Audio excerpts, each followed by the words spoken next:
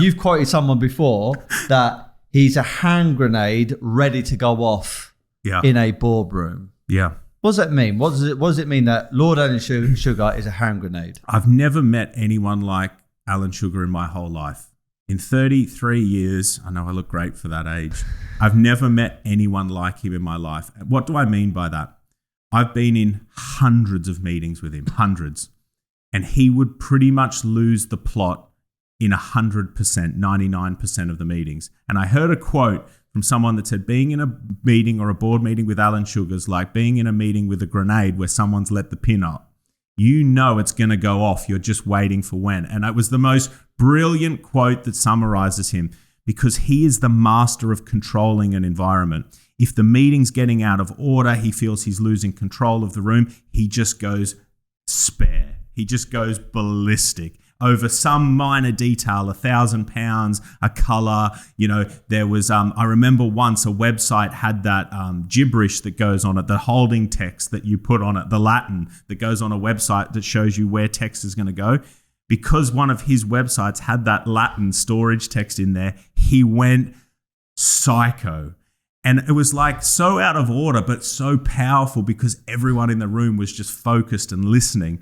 And it is a very weird style of mentoring or brand of mentoring because he's so tough on you. And I always think if Alan Sugar was to come through and start his career today, would he be as successful with this tough brand of, you know, with all this woke stuff that's going on, the way he speaks, how ruthless he is, how he pushes people? Would that work today? And I don't know the answer to that because some of his previous apprentices have sued him for constructive dismissal, have quit, have left his mentoring really quickly, not lasted, you know, even a year or several months. I saw it as the best mentoring and the best opportunity ever. Other people see it as bullying. And that's the world we live in today. Is I see this as, wow, I'm learning from a billionaire master businessman. This is the best mentoring. Another person goes, he's bullying me. I'm taking him to the tribunal. Isn't that really interesting? Your perception determines how you view how you're being treated and where your success goes. And I'm really look back at my time with him and all I am is grateful. Is it, again, going back to the boxing analogy, if you're boxing for the first ever time or you're boxing on a big stage where might be your pro debut, might be the British champion, or it might be a world title, and all the spars, all the training's all been done and you've gone through it relatively easy, or nothing's been a surprise, and one boxer's ready to go out, they're getting nervous, they're getting sweaty, you know, their palms are literally sweating, they're becoming a bit delusional, and then they say to themselves, I'm having a nervous breakdown.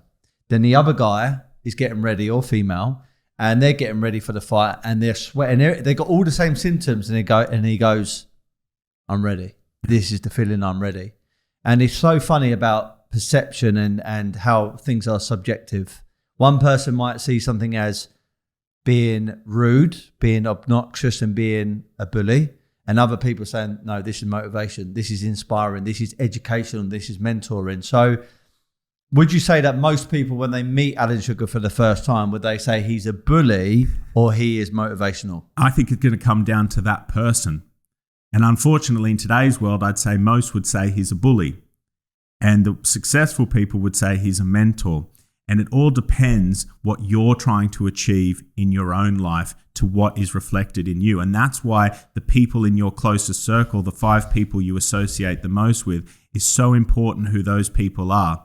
Because I've got friends that if I went and told them what Alan Sugar had said to me or what had happened in a board meeting, would say, you shouldn't be in that environment. You know, you shouldn't be spoken to like that. Or, you know, is that good for you? Is that good for your health, being around that type of person? And my friends who are in business, successful guys, powerful guys, they would say, fuck yeah, that's awesome. Imagine how much you're learning. Take notes, write a book. This is what it's all about, because they understood, you know, to create diamonds, you need pressure.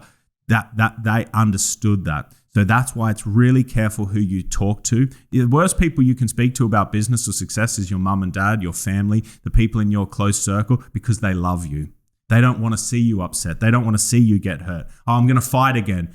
You don't need to fight again. You've already been successful. You fought at a high level. They don't want to see you get hurt. I'm going to start another business. Do you need to take that risk? Oh, I'm going to loan money. Oh, that's a lot of risk. Have the economy, interest rates, all of this. Be careful who you talk to about your success. Keep your circle close, keep it small. Make sure those people are like-minded and successful themselves. Have a look at your friends that you speak to, that you hang around and you go for a beer with. Do an audit and look at them and think, would I want to be that person in 5 years? If the answer is no, get them the fuck out of your life.